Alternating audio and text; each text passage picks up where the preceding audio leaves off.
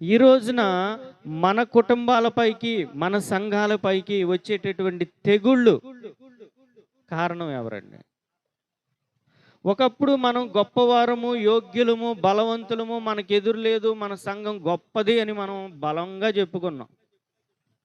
మనకంటే యోగ్యులు ఎవరు లేరు, మనం అందరికంటే గొప్పవారమని మన సహోదరులు అందరూ కూడా డంకా బాయించారు.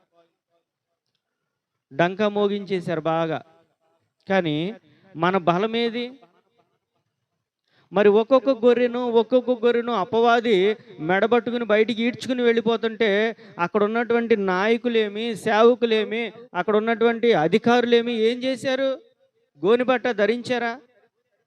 ఇక్కడ దావీదు, ఇశ్రాయేలీలు పెద్దలు కూడా గోనెపట్ట ధరించి బూడిదలో కూర్చున్నారు. అయ్యా, ఈ రాజ్యం మీదకి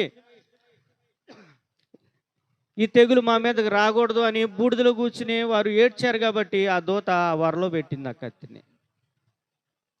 మరి మన సంఘం గొప్పది, మనం యోగ్యులము, మన బలవంతులము, మనకున్న మారు మనసు ఎవరికీ లేదు అని మనం గొప్పలు చెప్పుకున్నాం.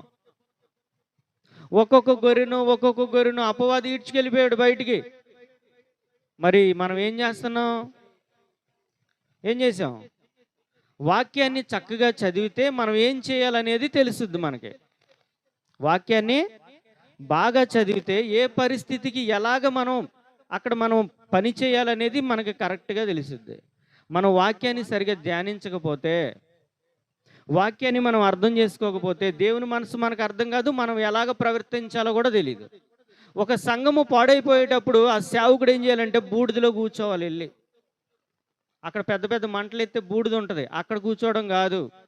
ఉపవాసం ఉండి ప్రార్థన చేయాలి. ఎందుకు నా సంఘం బలహీనం అయిపోతుంది? ఎందుకు నా కుటుంబం బలహీనం అయిపోతుంది?